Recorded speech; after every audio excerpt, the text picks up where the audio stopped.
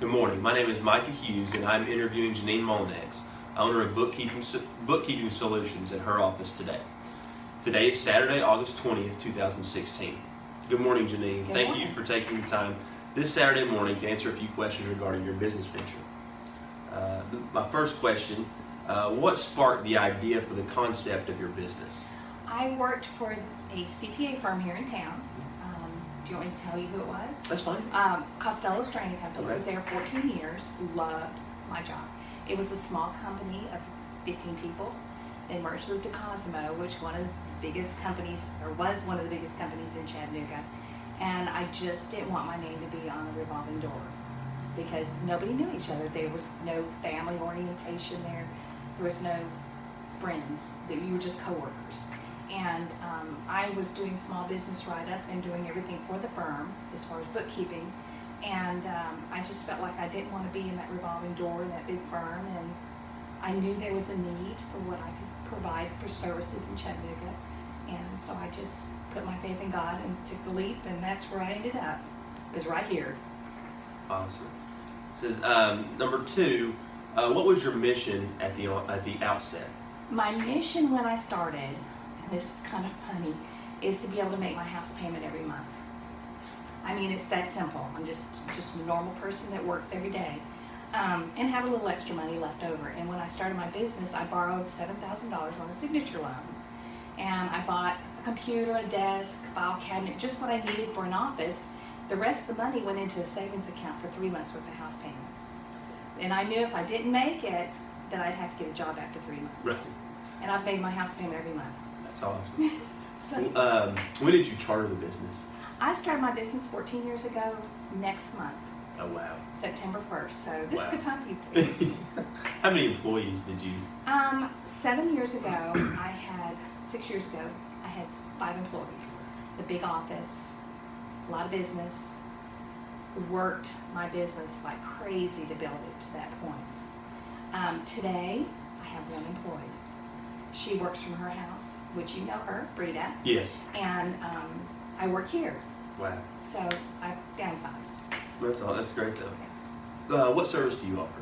What service do I offer? Good question. I do everything as far as bookkeeping goes, reconciling bank statements, paying bills, doing the receivables, invoicing, payroll taxes.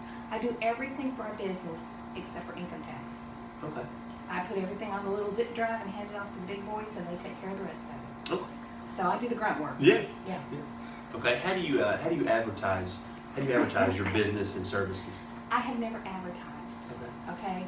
I've never been in. I mean, as far as a phone book, if you call that advertising, because nobody ever reads a phone book anymore. But I've never run an ad. I have never had a billboard. I've never done anything like that.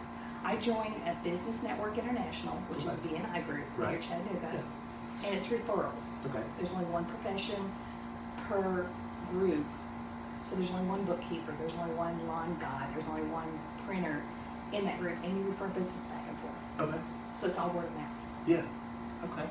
How many hours on average a week do you spend on business-related activities? Between 40 and 60. I hate saying that, but yeah, 40 to 60 hours a week. Sometimes it may be on the weekend, sometimes it's during the week, but I get to set my own hours. I work when I want to. Okay. So it's nice. Yeah. How do you define success? Oh, wow. Okay, a lot of people will think success is the first $1 million, or they put a monetary value on it. I don't look at success being that way. I think success is being happy, doing what you enjoy doing every single day, and being able to provide a service to people that need what you have to offer, and that's success. What short-term goals do you have? Did you have at the beginning? My short-term goal was, of course, to pay my house payment every month, so I wouldn't be homeless. Yes. But it was to build this business so that my son could take it over one day and have a legacy. Right. Because I don't have that. But I would like to have that. Yeah. That's what my goal was, is to have a business that I could pass down to my family. That's great. That's great. After a number of years in business, have your goals changed? And if so, how have they changed? Yes, my goals have changed. I'm not in business any longer to build a legacy. 7 years ago, my life changed. My son committed suicide. boy, I don't want to do this. And I had to sit back and reevaluate what made me happy. And I went to my 5 employees and I said, I'm not happy. Right. And I want to make a change. And you've got 1 year to find another job. I didn't throw them out the curb. I couldn't do that for people I loved. Right. So they all did. Some of them took the company, business with them because I couldn't do it all. And I'm happy that they did. And they've all found other jobs and, could support their families. And I had that one lease. And once my lease was up, I moved here and I've been happy ever since. That's great. So that's my goal now, is to be happy. Yes. Every day.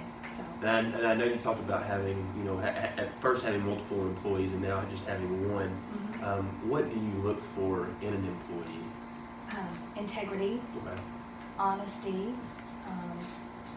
wanting to work as hard as I do, and love what they do. Right. And Frida does. I mean, I never thought she would be able to do this. Right. But she kept telling me she couldn't, but she has done it, and she's been very successful at doing it, and she loves what she does too. Great. So that's made us both happy. Yes. And it's a good win-win situation. Right. It really is. Yes. What geographic areas do you serve? Of course, Georgia and Tennessee. Okay. But I also have a client in Washington State. Okay. And we do everything via email. All right. I also have a client in Kansas that I've been doing their business ever since I started my business, and I've never met them. Wow. I've talked to them on the phone. I could never pick them out of a crowd. I wouldn't know who they are. Right. But they send their work in once a year, and I do it, and send it to the CPA, and they're happy, and I'm happy. That's great. So. That is. Mm-hmm. What is something unique about your business? Me, of course. But I offer. This is what I always say every week at my BNI group. I'm bookkeeping solutions. I do bookkeeping for companies that don't need a full-time bookkeeper. There's no way you're going to get out there and hire a bookkeeper for 2 hours a week. Right. They don't want to come to work for 2 hours. They want 40 hours a week. They want a big paycheck. I can come in and work 2 hours a week. Right. That's unique. That is very unique. Yeah. Very unique. And I know we've touched on a lot of it. You talked a lot about your responsibilities, but what are your responsibilities as the business owner? Keep them out of jail. Right. That's basically it. Yeah. I file all their, taxes that need to be filed on a regular basis. Right. On time. I let them know, you're having a problem with your cash flow, or, you're doing really good. You can spend a little money on equipment, and, just kind of talk with my clients and have that really good trust between the two of us. Okay. Yeah. If you had one piece of advice for somebody starting out, in this, what would it be? Slow down. Right. Don't make that $1 million and think you're going to make it in the first year. Yes. Remember that the people that stand behind you will be there. But take time to go to ball games with your kids. Take your significant other out to dinner. But don't forget them at home, because you're going to get 40, 45 years old, you're going to turn around and they're not going to be there. Yes. So slow down. Take your time. Do an honest day's work. Yes. What do you think are the biggest obstacles to job creation in America now? The economy. Right. Everything is going overseas. When I first started my business, I couldn't keep the small business owners out of the front door. They came in groves, and it was it was business. It was a real legitimate business, like a dressmaker or a card shop, or something like that, a real business, a walk-in type of business. Today, I see more, I can't find a job, so I'm mowing grass. Right. I'm washing cars. There's no real business in America, and until we can turn that around and get business going in America again, I hate to see what's going to happen tomorrow or the next year. Yeah. No, it is. It's scary. What encourages or frightens you about the trends in the economy? What encourages me is that people are willing to fight for a job. Right. I mean, not this fight, but they're willing to get out there and do anything they have to be successful, and to make that customer that they have appreciate their craft. Mm-hmm. What frightens me, and I hate saying this, but I see a lot of investment going on in businesses nowadays because people can't make it. They just don't have the money or resources. Yeah. And then they're ending up in jail. Yeah. And that's sad to see that happen again. What are some specific decisions you've had to modify because of the political action? Downsizing. That Right. was part of it. I mean, I'm a Trump fan. I'm gonna just say it. Right.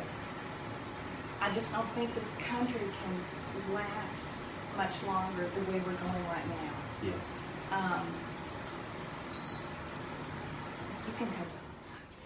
I just can't see with the trend that we're going through right now that we can last much longer. We can't run this government as a political venue any longer.